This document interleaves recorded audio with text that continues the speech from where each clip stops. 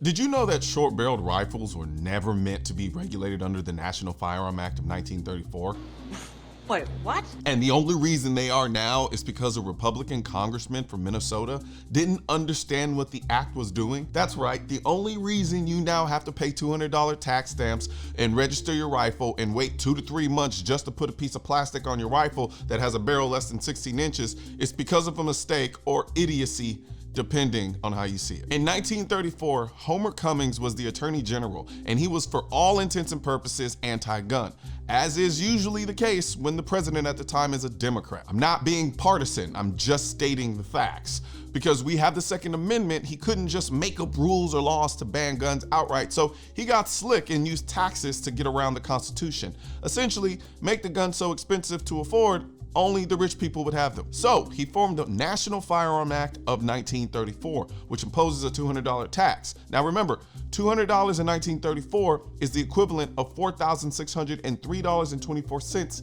today, and regulates the manufacture, transfer, and possession of certain firearms, including machine guns, short-barreled rifles, shotguns, suppressors, and destructive devices, except the original bill didn't include short-barrel rifles, as you can see here on the 4th page of the committee transcripts, where it states that for the purposes of this act, the term firearm means a pistol, revolver, shotgun having a barrel less than 16 inches in length, or any other firearm capable of being concealed on the person, a muffler or silencer thereof, or a machine gun. They were focused on pistols, revolvers, and short-barreled shotguns, silencers, and machine guns, not rifles. Unfortunately, Harold Knutson, and I don't even know if I'm pronouncing that correctly, and I don't care because of what he did, so I'm gonna continue to call him Knutson, in what can only be described as a complete lapse in mental acuity and discernment, literally asked the Attorney General to include rifles with barrels less than 18 inches during the committee hearings. When you read the transcript, you can tell even the Attorney General was confused. Mr. Knutson,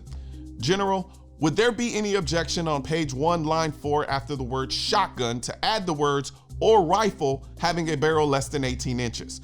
The reason I ask that is I happen to come from a section of the state where deer hunting is a very popular pastime in the fall of the year. And of course, I would not like to pass any legislation to forbid or make it impossible for our people to keep arms that would permit them to hunt deer.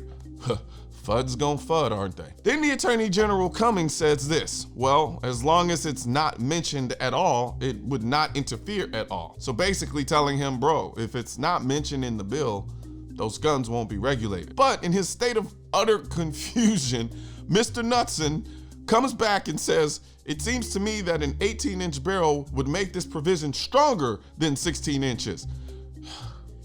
I can't even continue it. This is so stupid.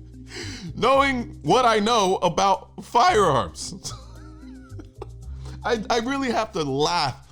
I have to laugh to keep from crying because this is just utter stupidity. So then the Attorney General Cummings says, well, there's no objection as far as we're concerned to including rifles after the word shotguns if you desire. Oh man. This is like an armed robber demanding only your wallet, but as he's getting ready to run away, you say, wait, I forgot to give you my iPhone too. And then the robber's saying, I didn't ask for your iPhone, but you insist, saying, considering what I know about robberies, I think it better that you take my iPhone too. And this, ladies and gentlemen, is why now anytime you have a rifle with a barrel under 16 inches, you have to pay a stupid $200 tax, register your rifle, and then wait 2 to 3 months. Like I said, I have to laugh to keep from crying. I, for the life of me, don't know what was going through this guy's head, or maybe he just heard wrong because it was so loud on a committee floor.